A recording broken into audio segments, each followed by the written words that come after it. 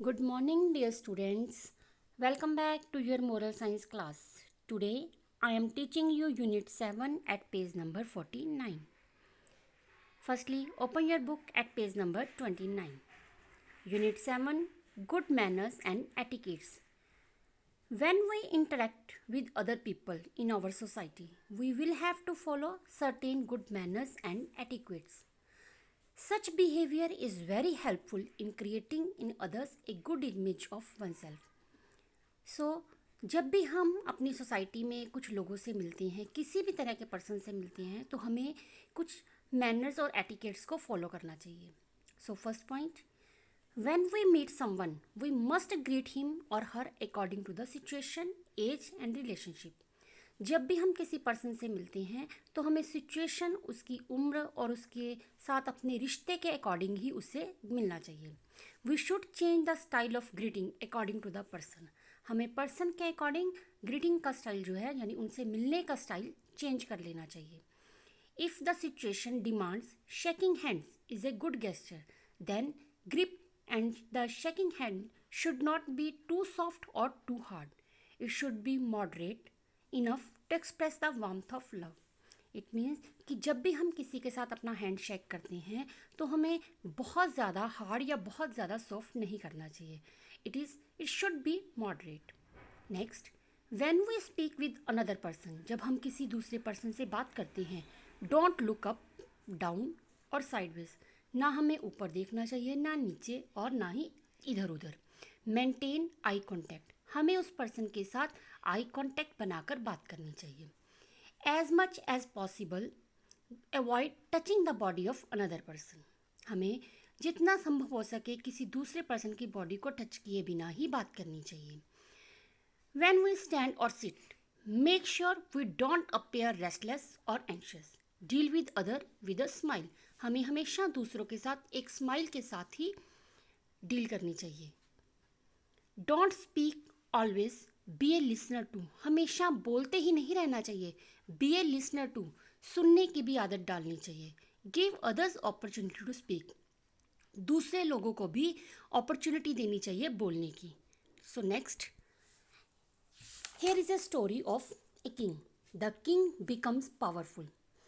Once there lived a king who was calm and quiet. एक बार एक राजा था, वो बहुत ही शांत स्वभाव का था. Even children were not afraid of him. उसके शांत बिहेवियर के कारण चिल्ड्रन भी उससे कभी डरते नहीं थे. Gradually his character caused him much trouble. No matter how many times he told people to do things, they would never obey him.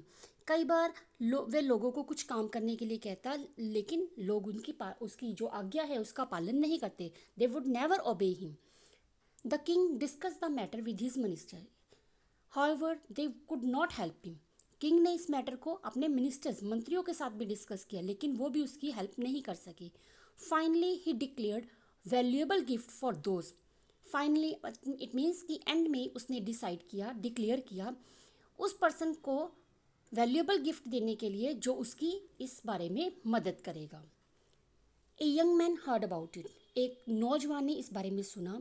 He went to the palace. वह पैलेस गया and told the king that he knew a solution. It means कि वो इस बारे में जो समस्या है इसका समाधान जानता है.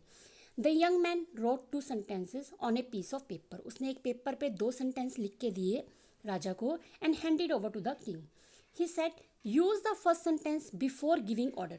इट मीन्स कि फर्स्ट सेंटेंस तब यूज़ करना है जब आपने किसी को ऑर्डर देना है. ऑर्डर देने से पहले आपने फर्स्ट सेंटेंस यूज़ करना है. And the second one, when your subjects have obeyed you. और दूसरा सेंटेंस तब यूज़ करना है जब आपका जो वो ऑर्डर जो आपने दिया है वो पूरा हो जाए. The king read the sentences a few times. A servant was passing by, carrying a basket full of flower.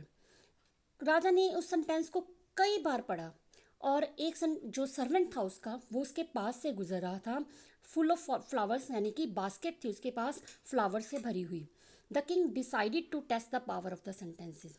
राजा ने डिसाइड किया क्यों ना मैं इस सेंटेंसेस की पावर को टेस्ट करूं.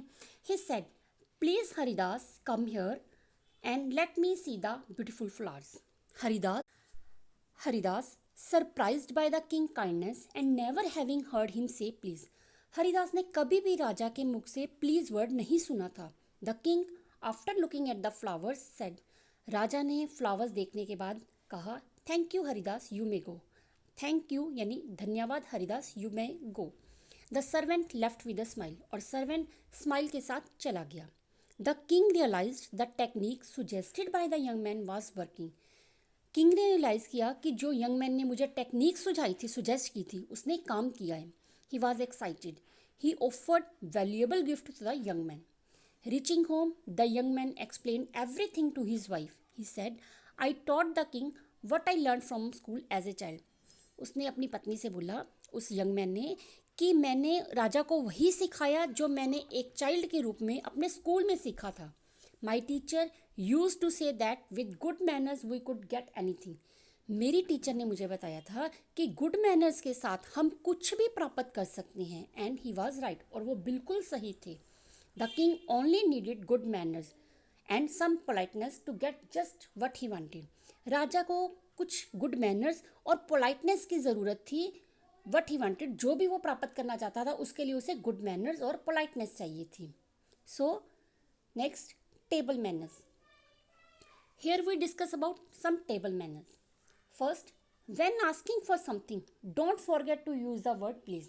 जब भी आपको कुछ किसी से चाहिए तो प्लीज़ वर्ड को यूज़ करना कभी मत भूलो। Be sure to say thank you when you are help. जब भी आपको कोई हेल्प करता है तो आप उसको थैंक यू ज़रूर बोलो।